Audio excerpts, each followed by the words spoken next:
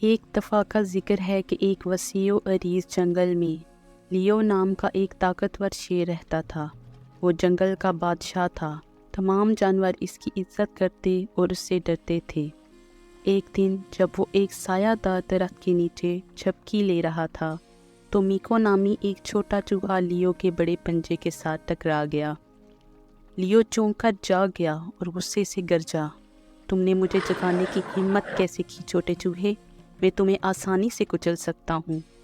میکو خوف سے کانپتے ہوئے بولا، مجھے بہت افسوس ہے طاقتور شیر، یہ ایک حادثہ تھا اور میں وعدہ کرتا ہوں کہ ایسا دوبارہ کبھی نہیں ہوگا اور شاید پھر کسی دن میں تمہارے کام بھی آؤں۔ لیو چوہے کی دلیری سے خوش ہوا اور اس نے اسے رہا کرنے کا فیصلہ کر لیا۔ اچھا چھوٹے چوہے، میں تمہیں اس بار جانے دوں گا، لیکن یاد رکھنا میں جنگل کا بادشاہ ہوں اور بڑا طاقتور ہوں۔ میکو نے سکون کی سانس لی اور بھاگنے سے پہلے لیو کا شکریہ ادا کیا۔ اس دن سے چوہے نے دور سے شیر کی تعریف کی اور ہمیشہ اس کی مہربانی کا شکر گزار رہا۔ چند ہفتوں بعد لیو نے خود کو ایک مشکل صورتحال میں پایا۔ وہ شکاری کے جال میں پھنس گیا تھا، آزاد ہونے کے لیے جدوجہد کر رہا تھا۔ مدد کے لیے اس کی زبردست گرجیں جنگل میں گونج رہی تھیں۔ ہنگامہ سن کر میکو جائے وقوع پر پہنچا اور لیو کو پھنسا ہوا دیکھا۔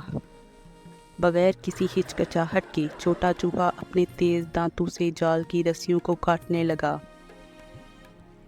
لیو ننھے چوہے کی بہادری اور عزم دیکھ کر حیران رہ گیا۔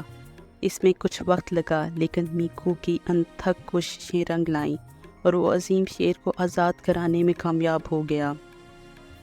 لیو چوہے کی ہمت اور وفاداری سے بہت متاثر ہوا۔ اس کو احساس ہوا کہ کبھی چھوٹی سے چھوٹی مخلوق بھی بڑا کام کر سکتی ہے۔ اس دن سے لیو اور میکو بہترین دوست بن گئے۔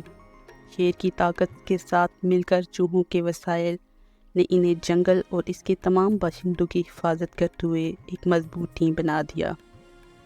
طاقتور شیر اور چھوٹے چوہے کی کہانی نے جنگل میں سب کو سکھایا کہ سچی دوستی اور ہمت انتہائی غیر متوقع جگہوں سے آ سکتی ہے، چاہے آپ کتنے ہی بڑے یا چھوٹے کیوں نہ ہوں۔